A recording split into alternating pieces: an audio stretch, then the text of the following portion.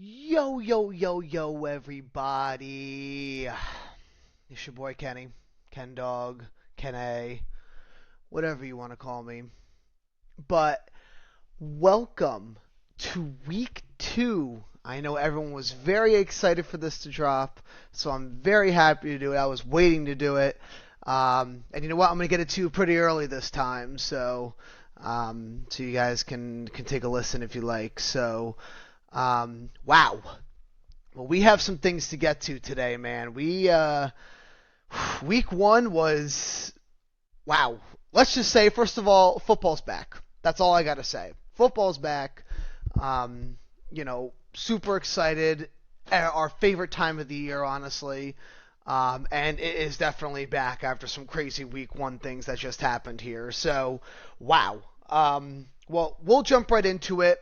We'll do a recap of last week's matchups, the nail biters, the crazy games, the fantasy dud stars. We'll capture it all, and then we'll look ahead to week two here, and we'll go over some of the waiver. We just had our waivers for this week, so we'll go ahead and take a look at some of the pickups that people had, because there's definitely were some ads that were, some definitely priority ads for sure.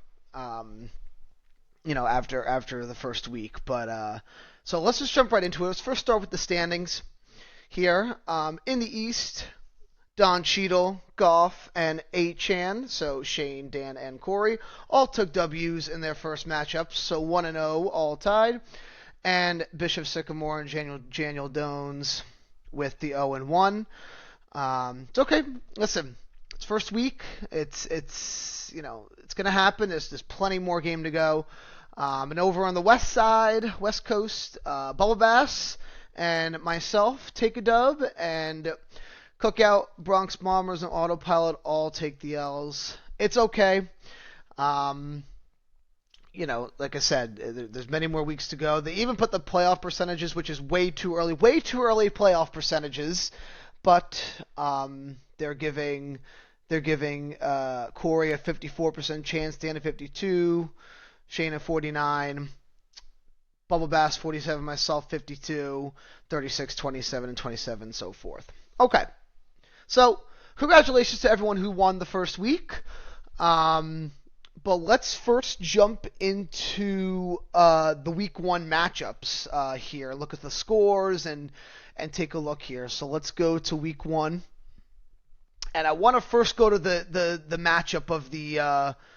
I want to go first to the matchup of the week. Definitely Keenan Bottom Bubble Bass taking on Bishop Sycamore. Whew, look at that score. Week one, 141 to 132.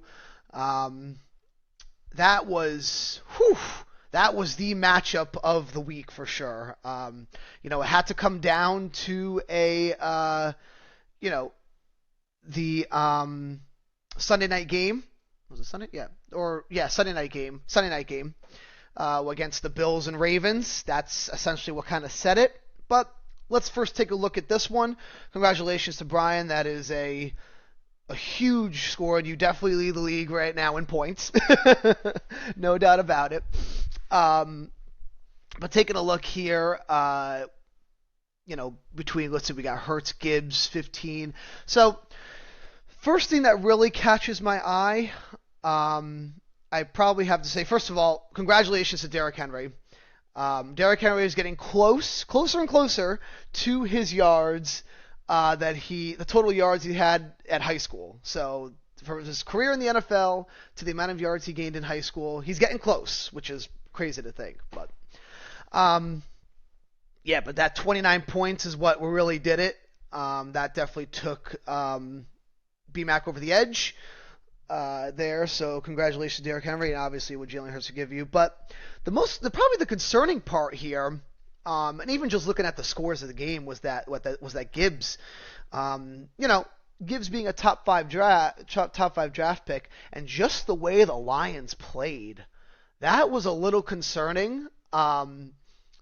Against the Packers, let alone they just got Micah Parsons, so it's some fire in there. But I mean, that's something to kind of look into a little bit, because losing Ben Johnson, losing your coordinators, it's a big difference. And you saw how, you could even look to the Monday night game where the Vikings and Bears almost had that game. They were close, and then shout out Tybo, JJ McCarthy. But anywho, um, yeah, but you could just see the difference in offense from the Bears compared to the Lions that they had, against the Packers. So, and I'm not knocking the Packers at all. The Packers are a great team, but this was a little concerning. Seeing just the 15 here, it was still good. He had 10 targets, but the rushing really wasn't there, even though that's like kind of like what Montgomery does. But and then a great pickup, Egbuka. Absolutely 23 points, very good. Definitely boomed in his case. That was fantastic. He definitely shows he's the true number 2 right there right now. And who knows what will happen when Godwin comes back? They might now take their time with Godwin, and they'll let Egbuka secure that number 2 role. So that was great to see. Great as a great draft pickup too, a late round pickup. So that's great. Okay, now looking over at BMAC's side here, man, this was such a close game. And here we go, CMC 23.2. Telling you, and now, honestly, he couldn't have picked a better time to have CMC. With Kittle now being on IR for the next 4 games, it is clear that they are going to workhorse McCaffrey. Now, could that be his downfall? Because the last time that they have they had like workhorse McCaffrey, he's gotten hurt. So, I know they like to take it easy with him. Every week he's probably going to be on the injury report. So don't worry about that, Vinny, because it's just they're going to limit him in practice every week. But yeah, that's going to be huge. But no Brock Purdy as well, probably week 2. So they're really going to lean on McCaffrey a lot. So it was great to see him kind of go back to his old fantasy form. So very nice way to pick him up, and that is with Saquon too, 18. James Conner did very well, 14. So honestly, I really can't say that your team did bad. Vinny, you had 132. You would have beaten probably anybody else. It was just unfortunate that it came to Derrick Henry with that 29. He had a couple long rushing touchdowns, and it secured him the W. So great matchup. This was awesome to kind of like watch live. But congratulations to B-Mac. All right, now moving on to the nail biter of our matchup, which was myself versus Trayvon. I guess you could say no worthy, no problem, because Worthy, like first couple plays, gets hurt by his own teammate and leaves the game. So now I have no receiver for the game. So he dropped a donut. Kittle, he at least gets the touchdown, but then hurts his hammy, and now he's on IR. So now I'm down already a wide receiver for who knows how long, and Kittle's on IR, so he's at least 4 games minimum. So I'm already in the injury bug. But the reason this was a nail biter is because I was down by like 0.96, and all I had was like the Broncos defense, right? Was 0.96. The final play of the game, the Broncos defense strip sacks Cam Ward. That gives me 3 points, which ended the game, which gave me the W, and then we all had our players used. So that, because of that final play, and this is why defenses are actually very important, even if you have to draft them early, it could cost you, it's a matter of winning or losing because of them. So, make sure defenses are a lot more important than people think. So, because of that, Broncos defense gave me 16, which is very good. Kind of going through both sides here. A little bit disappointing, to see, Jonathan Taylor got 12. I mean, Daniel Jones did a lot in his debut, so honestly, it's okay. He won't be able to do that often. I mean, this was against the Dolphins. He has a matchup against the Broncos this coming week, so I know for a fact they'll try to lean on Taylor more, but that's going to be a tough matchup for defensive wise for the Colts. And then Giants. Malik Neighbors with 12. Kind of looked pretty horrific. Honestly, that was brutal against Washington. Didn't even get a touchdown. It was 2 field goals. So, that was rough. But obviously, it's Malik. And then hopefully, honestly, let's go Jackson Dart. We want him in there. I think he might be a nice breath of fresh air for Neighbors, because you could see Neighbors is getting a little bit frustrated being there. And I don't blame him, because that's rough. But we get Dart in there, and then maybe that'll make a difference. And then Pickens. I really figured that they would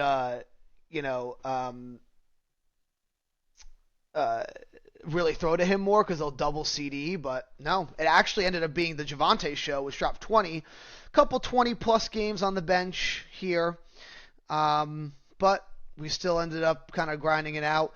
Now looking over on Trayvon's side.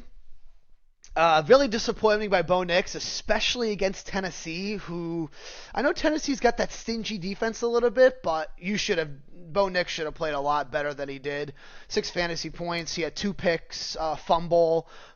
He did throw for 1 touchdown to Sutton, but that was a rough game by Nix. And that's something to kind of monitor a little bit. I know it's just 1 game, but sophomore slumps do happen. Look at CJ Stroud. So it's very possible. So we'll see. Chuba, kind of got that garbage point touchdown. They were getting smoked by Jacksonville, and then he had that receiving touchdown for 30 yards, which gave him the 17 fantasy points. So got bailed out there. But the surprise was Jamar Chase. 4 points for Jamar Chase, and that is obviously, especially against Cleveland. I mean, you're playing Cleveland, but this is not, for the Bengals, this is what we're kind of used to opening night. It seems like opening day, especially against Cleveland. I think this happened last year too.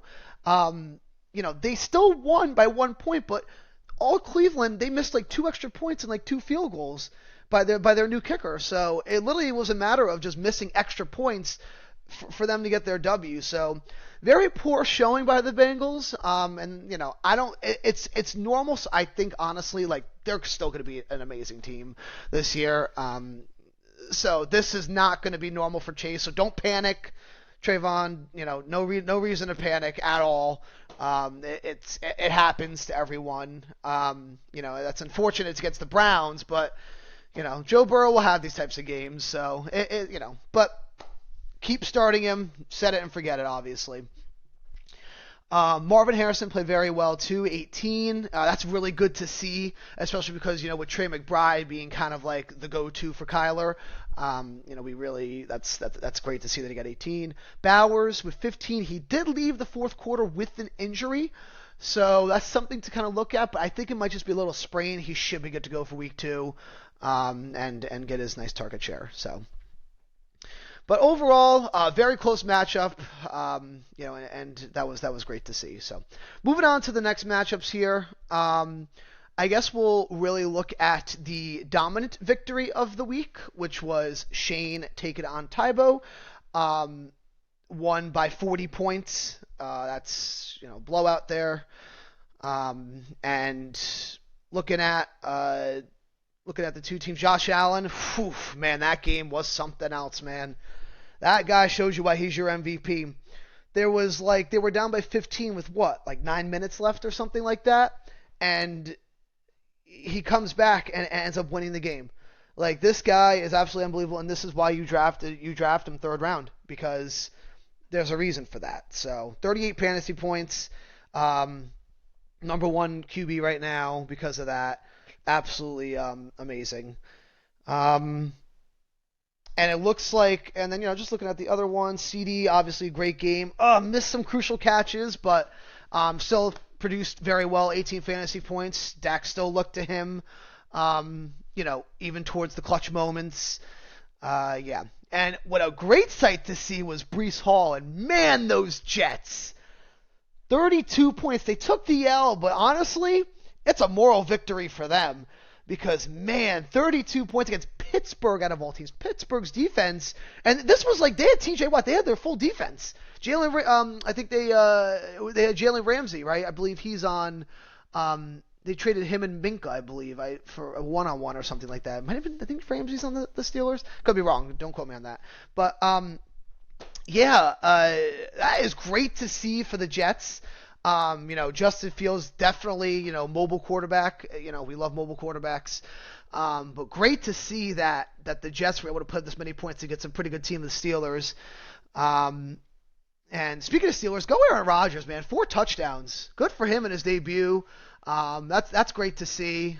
Hopefully he can keep that up, because that's heck of a guy for doing that at like age 40 plus. But Breece Hall getting 16, clear back. I was a little bit concerned, pre-week 1 that, Justin Fields would take a lot of the rushing ability, but no, they fed Breece Hall pretty well. I think how many carries did he have? He had 19 carries for 107 yards. I mean, that's great. That's against Pittsburgh. That's a good defense. So very great sign to see. And the guy that I said, Tyler Warren, 14.9 fantasy points. I mean, they absolutely destroyed the Dolphins, the Colts. That was crazy to see. But look at this. He had let's look at his stats really quick. He had seven catches for 9 targets. That is, they were looking his way every time. Danny Dimes was looking his way all the time. He is going to be a stud. I am telling you, stick with him the long way. I'm telling you, it's going to be great. Even though Pittman caught a touchdown, it's okay. The Colts, they're going to be able to because of the nice rushing game they have with Jonathan Taylor. Their passing game is going to be, they're going to be able to do a lot of play action. So Tyler Warren, he could be the next Trey McBride and Brock Bowers with the amount of targets he'll get. So I'm telling you, that's going to be a top 5 tight end this year. So great job. 14.9 fantasy points. Very nice. So, awesome job, Shane. Now looking over at Tybo here, let's see here. A little bit disappointing, and honestly, it was really just disappointing. Amon-Ra, 8 points. They just got mauled by the Packers. I don't think I saw the Packers pretty much past their 50-yard line. I mean, when I was at least watching the game. So they were just getting mauled, the Lions, by Micah and that defense. It was brutal. So don't worry. Amon-Ra should be a key focal point of their offense. It's just we're going to see what happens week 2. They draw another matchup week 2 against. Actually, I think they're playing. Are they playing Chicago? They are playing Chicago at home, so against Ben Johnson. So that could be good and bad because obviously he knows the offense. So, but should be all right. Burrow with 8, like I said, that was just a rough game from Burrow. Evans with 10, but that's Atlanta. Atlanta has a stingy secondary, so they definitely had Terrell. I think AJ Terrell was on there. Was probably guarding Evans a lot, so makes sense. But yeah, overall though, and shout out JJ McCarthy, 22, very good. But yeah, looking at the bench points here. Caleb, you gotta love Caleb at 24. I'm telling you that he's gonna get better this year, so that's awesome. So great matchup, guys. Congrats to Shane on a dominant victory there, but this won't be the last we see of Tybo. Don't worry. All right, moving on. Let's take a look at Nick and Corey's matchup. Corey won by 5 points. Very close matchup, actually. So let's see. The first thing that really catches my eye, honestly, is going to be Herbert. 27 fantasy points, man. Chargers, whooping the, I would say whooping on the Chiefs, to be honest, because, even though they won by 6, it just felt like the Chargers had control of that game. So, very nice to see from Herbert. Quentin Johnson had an amazing game.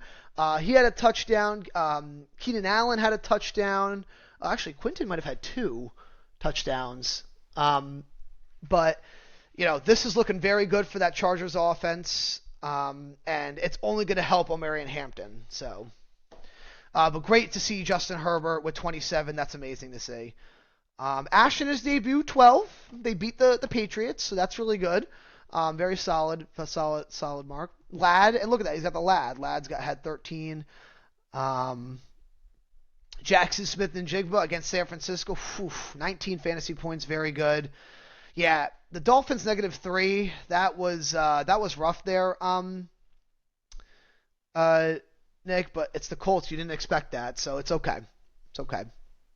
But moving on over to, but overall, Nick, this is, listen, you're already starting to prove me wrong. Hey, listen, these guys, they played very well, except for Terry McLaurin. That was a little interesting, but that was a Debo type of game, so they could kind of go back and forth a little bit.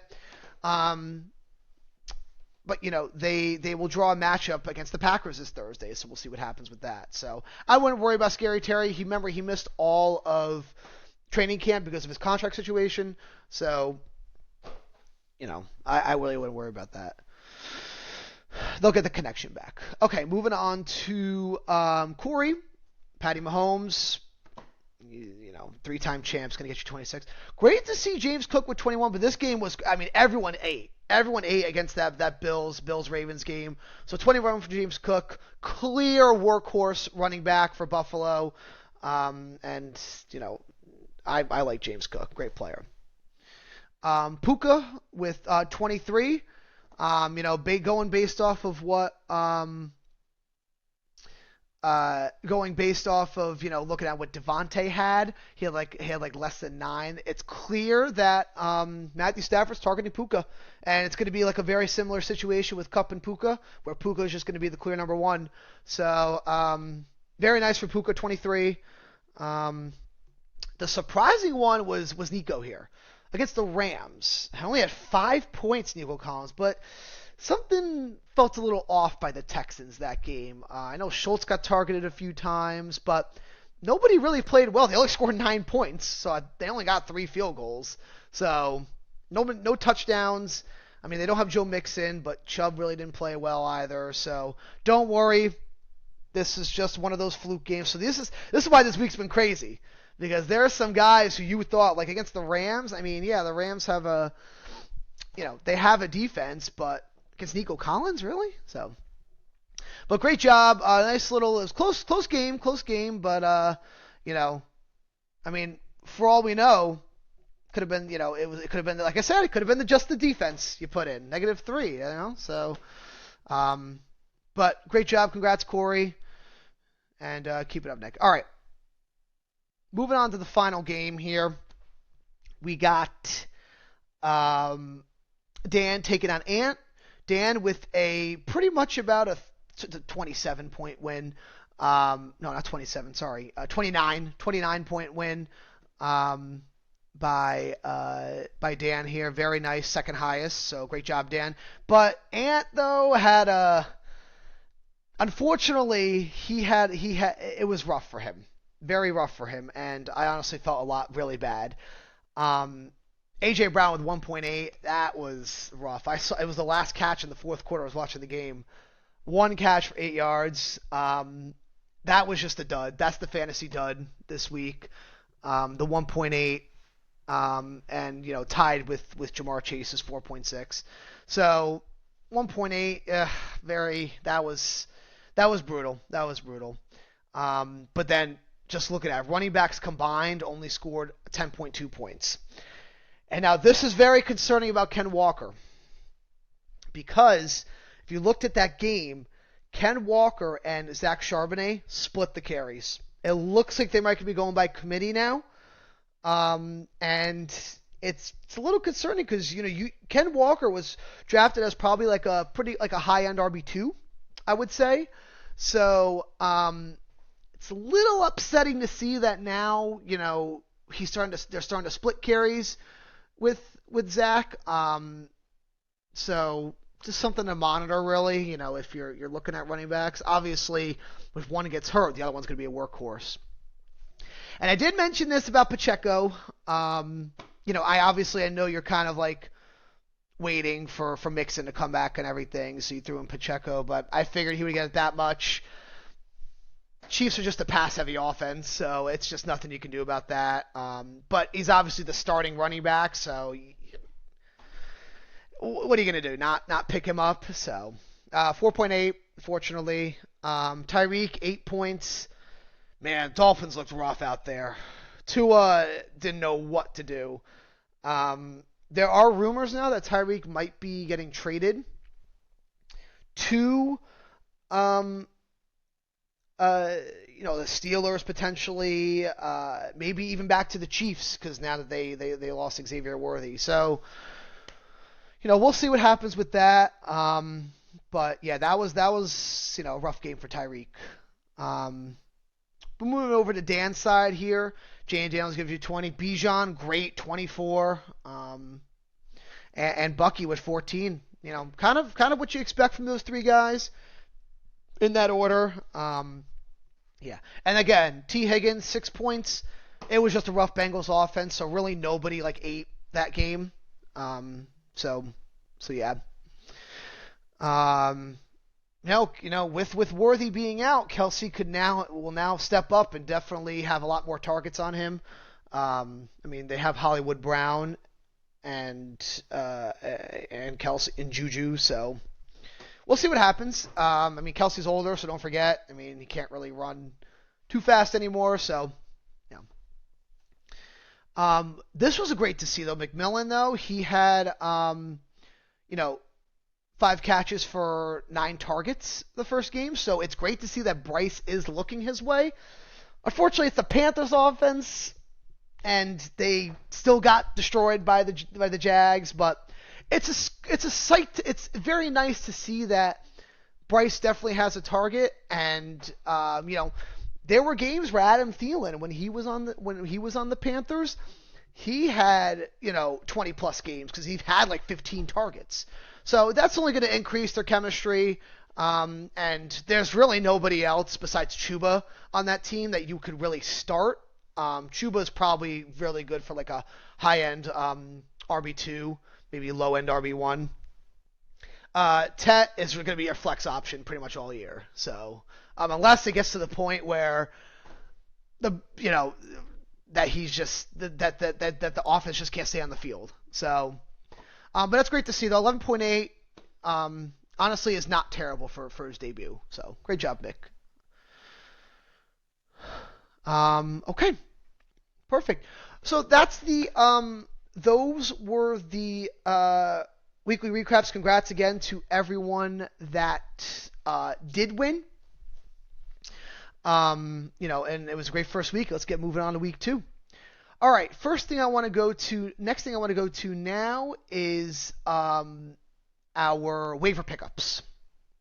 So we just had a couple waiver pickups here, so let's take a look. Let's start from the beginning here. So that is BXP. That's Ant. Bronx Bombers. Yeah, here it is. Bronx Bombers added Dylan Sampson. Now let me tell you. It only took one game, and in the middle of the game, for Dylan Sampson to take over the backfield. So he is definitely going to be the starter going forward, probably until Judkins comes back and it gets ramped up. But it's going to be. I have a good feeling that Judkins will definitely just take over that backfield. But man, Sampson looked great. He had, I believe he had 17.3 fantasy points. Look at that, 8 catches. So he's works very well with the passing game, and that's a great waiver wire pickup by especially now since his running back situation that he's got going on. With Pacheco and now with Ken Walker, so that's a great pickup for Ant. Could definitely get an upgrade in one of those running back positions. With the addition of Sampson. So yeah. We'll see what happens, really. They are playing Baltimore this week, so that's definitely tough. but it's going to require them to definitely pass more, and that could help Samson's value. All right, so Trayvon added a defense. Patriots defense. Patriots defense is going up against Miami. Well, that's a great pickup, honestly, because Miami, you don't know what version of Tua you're going to get, but man, after week 1, I don't even know if you're going to get any type of version from those Dolphins. Whew, that was brutal, but we'll see. I don't know if the Patriots have Christian Gonzalez. He might be out, but you're doing it based on matchup. And the pick probably of the week, honestly, I have to pick the waiver wire pickup of the week. Hollywood Brown by Nick. Great way to pick that up, honestly. Patrick Mahomes has to throw to somebody. All right, he needs a wide receiver, and with Rashee Rice still suspended until week 7, Worthy's going to be out for we don't know how long. Honestly, it could be a couple weeks. They haven't put him on IR. It's day to day. He might come back with a brace. If he doesn't get surgery. He's got to throw to someone, and Hollywood Brown's going to be the guy they go to. You can see 26% of people picked him up. Definitely the pickup of the week, and should, against the Eagles, should have a very good game. If he gets targeted kind of like CD was. But great pickup. And then, just looking at his roster, with the pickup, he's got a solid bench. He really does, with Terry and, Zay, that game by Zay, they threw so much. That's not going to be, I don't know if that'll hold, but congrats Zay being number 1 fantasy wide receiver. But that's a good pickup, in case, you don't want to put in Pearsall or whatever, but, nice solid pickup there with Hollywood Brown. Obviously for me, I needed a tight end because Kittle's on IR, so I scooped up Jake Ferguson. Obviously, going up against the Giants, we know how that game's going to go. Giants defense, they,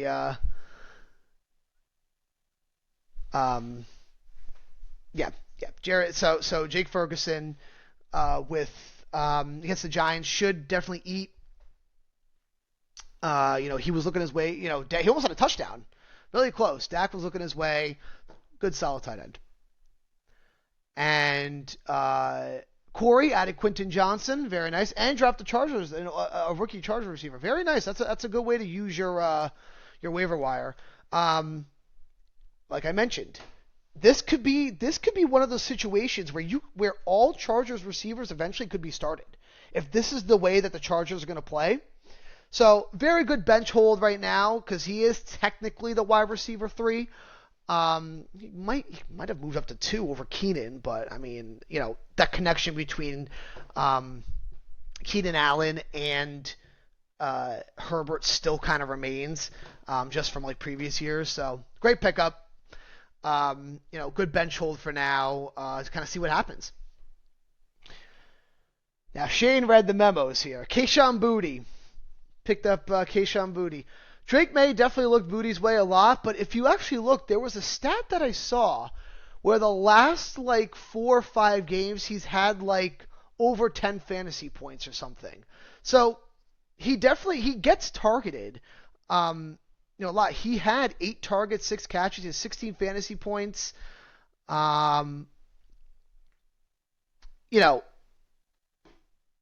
See, look, he's high probably being added to the waiver wire this week. So it's definitely a great bench hold because, you would think that Diggs would be the wide receiver 1, but all the coverage is going to be on Diggs so that's going to leave a lot open for Boutte. So I think that's a great pickup there.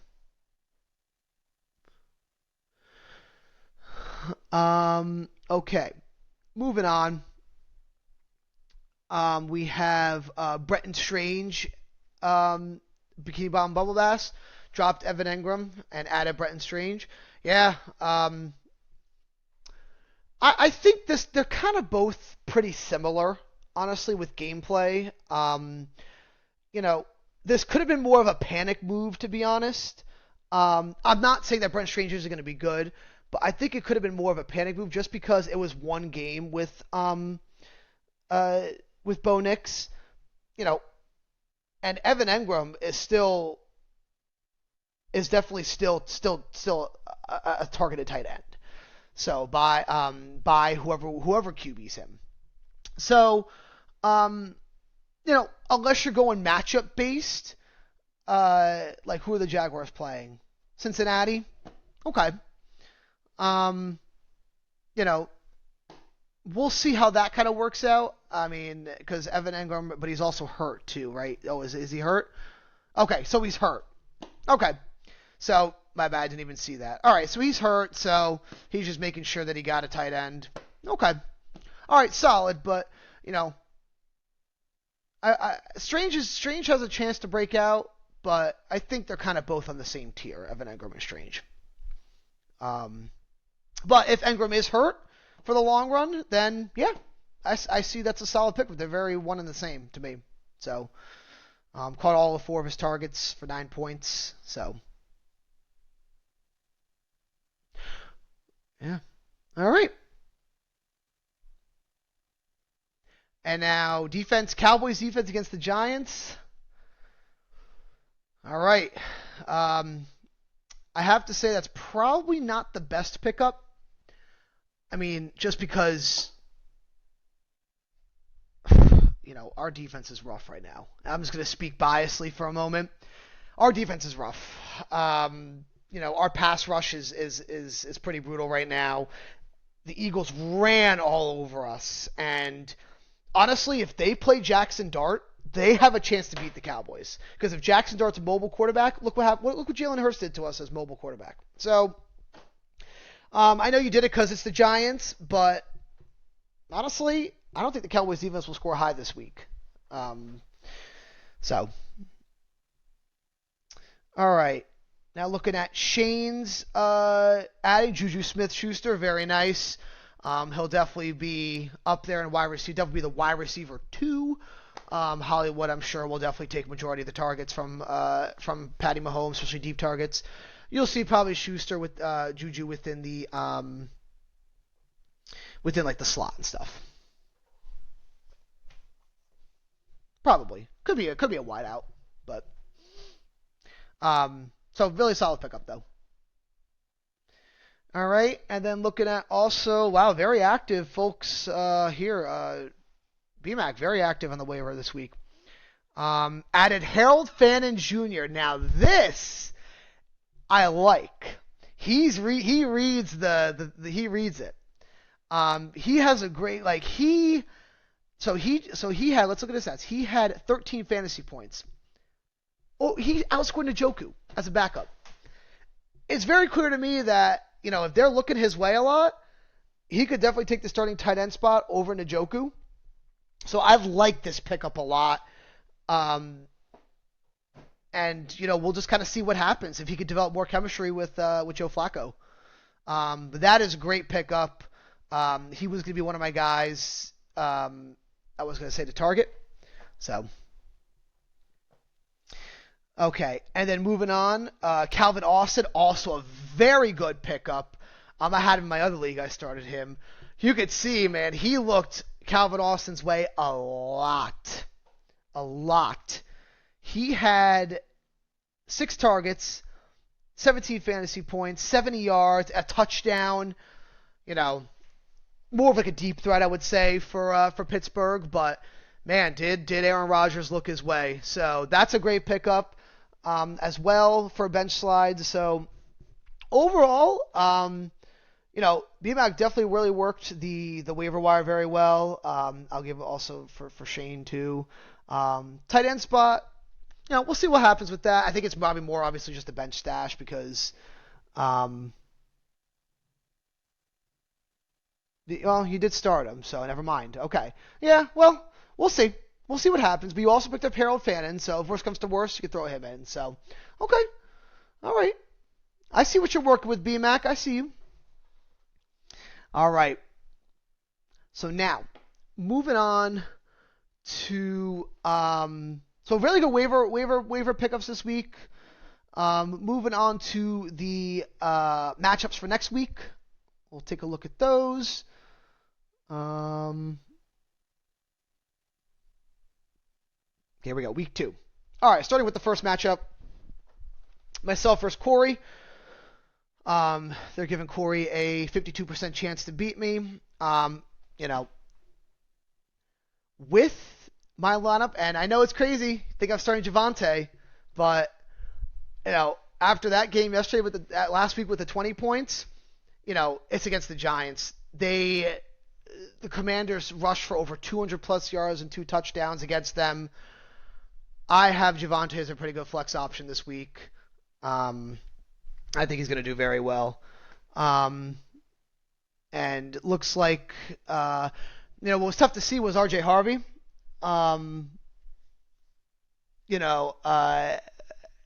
With J.K. Dobbins really taking the realm there. Harvey didn't get too many touches. Not sure if that will change with Denver's offense, but time will only tell. So really looking at the matchups, I have to say I'm going to probably give Corey the edge in this one just because, Jonathan Taylor going up against Denver. Debo, I had to put in Debo because Worthy's going against Green Bay. He's got Nico against Tampa Bay. Drake London 8.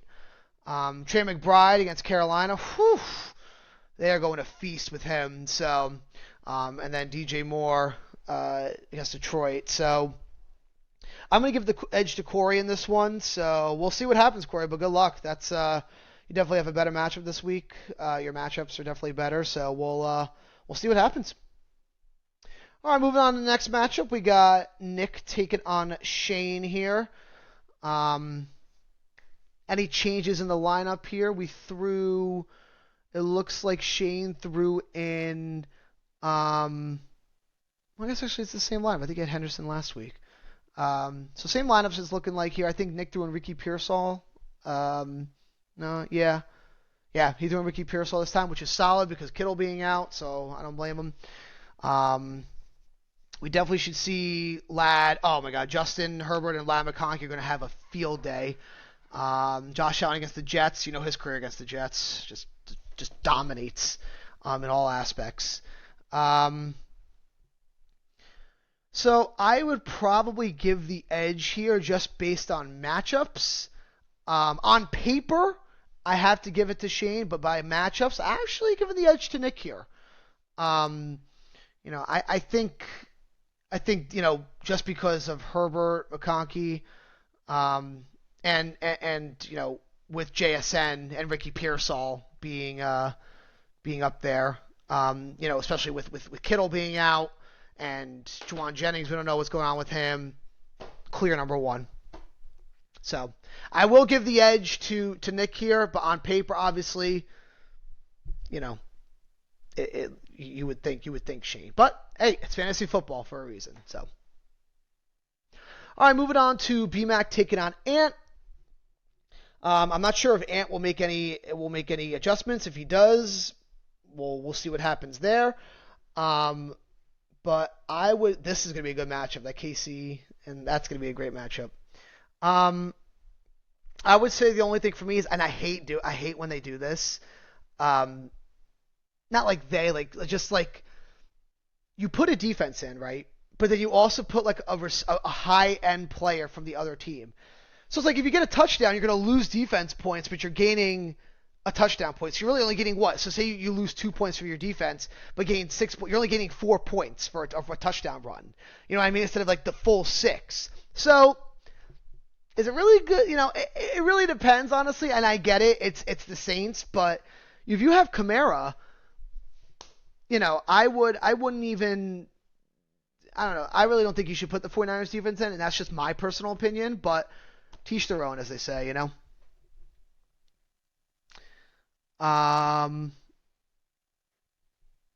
Okay. Perfect. So if I had to give who I think will have it this week, man, I think I'm going to have to give the edge to BMAC just based on matchups. Justin Jefferson going against Atlanta, AJ Terrell, KC, AJ Brown. Lamar should have a good game, but it's that running back situation. That's a rough running back situation that Ant's got, but hopefully he'll change that, and we'll see what happens.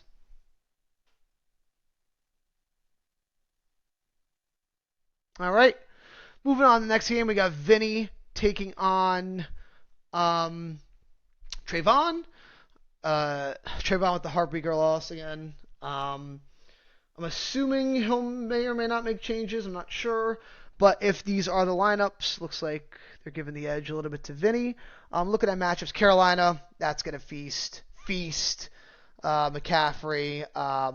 See how Drake London feels. I'm sure he'll be good to go week 2.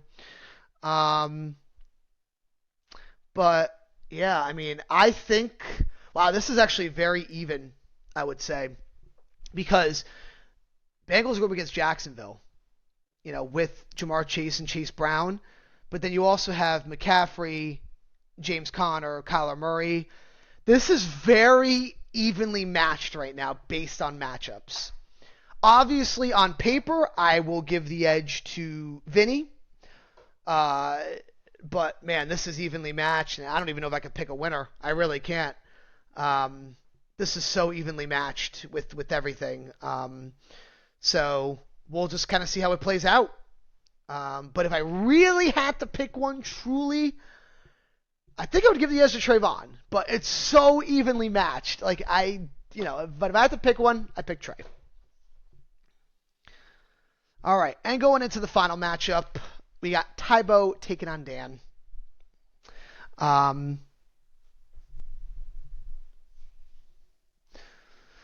So, looking at these matchups here, Jacksonville, Philly, Houston against Bucky, Jacksonville, Washington, Detroit, DeAndre Swift. Yeah, this is okay. So they're giving a slight edge to Tybo, and I think I might agree on this one, just because of that Chicago matchup. I think the Lions will get it together. Joe Burrow is going to have an amazing game against Jacksonville. Green Bay, what they did to the Lions, can they do it to Jaden Daniels? Minnesota has a solid 7 up front. Bucky also a solid quarterback defense, I would say. So definitely matchups on paper look more towards Tybo, so I'll probably give him the edge. But we'll see what happens because Dan still won by 30 last week. But I say give the edge to Tybo in this one. Well, everyone, that's going to do it. I can't wait for week 2 of football to begin. Thank you everyone for tuning in. I'll get this uploaded for you guys. Yeah, everyone, let's have a good week of football, and I will catch you guys next week for week 3. Peace!